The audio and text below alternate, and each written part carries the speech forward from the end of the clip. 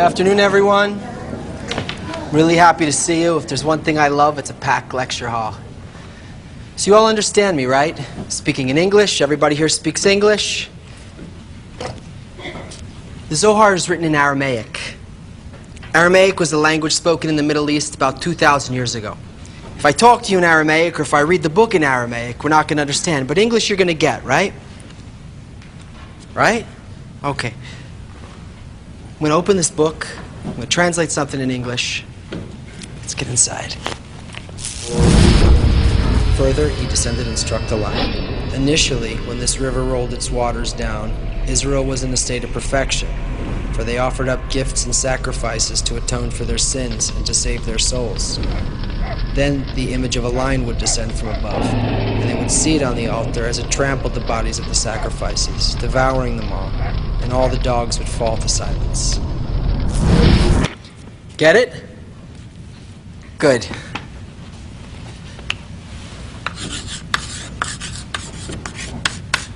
Language is a system of symbols that point to concepts, arranging them in patterns that communicate meaning. Great. But what's meaning? For us, sensation is meaning. At our core, sensation is the only thing we get or don't get about what we read. The words of every language on earth are about sensations that come from relating to objects. Even our words for emotions are only about things. If you're hungry, it's not just hungry. You're hungry for a salad. You're hungry for something. There's always a thing associated with that feeling. But what if you're expressing sensations that come from relating to forces that manage this world? Forces that aren't things, but influences you can't see, because by definition an influence is above or beyond the things that it influences. And what if you're writing a book? Because what you want to do is make it possible for people in this world to enter those sensations, to enter those forces that can't be described by thing words. The only way to cross that dimension is to use words that you can relate to. Use words from this world, but use them and work backwards up to the world of those influences. This is what the Kabbalists did when they wrote the Zohar. They created a cross-dimensional language called the language of branches. So, the world we live in is the world of outcomes. Everything we see, everything that happens here, is the result of what already happened here. Down here is time, space, and our world. People, places, things, the objects and events of this world. It includes your feelings, it includes your thoughts. This is the outside of existence, the branch level of reality. These are the forces that manage the objects. This is the inside of existence, the causal, the root level of reality.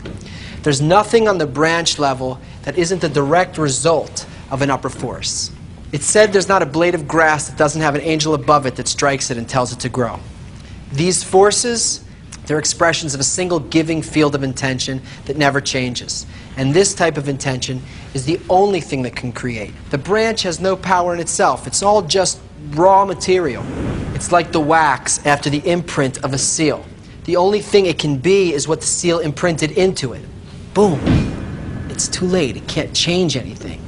The raw material, it's the will to receive. It doesn't have its own existence. It only exists as a result of the upper force. So, the only way to change anything is to rise to the root level. But, until I start sensing the fixed upper intention, I can't escape this world. In the Zohar, names of people, David, Sarah, Pharaoh, places, the temple, a field, things, a sin, a chariot, a lion, an angel. They're all inner states of a person, advancing from the branch to the root level. I know.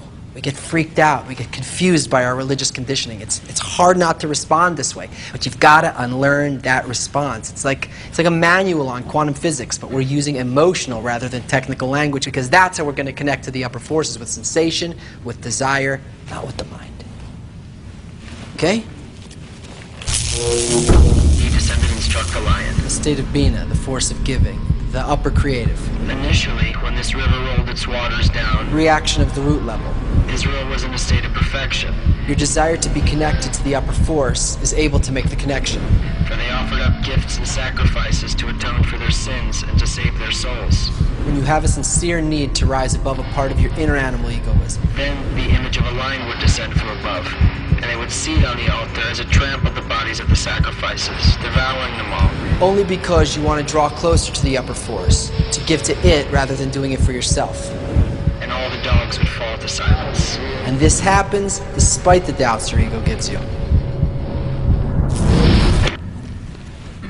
Learning this language is the same thing as rising to the upper world.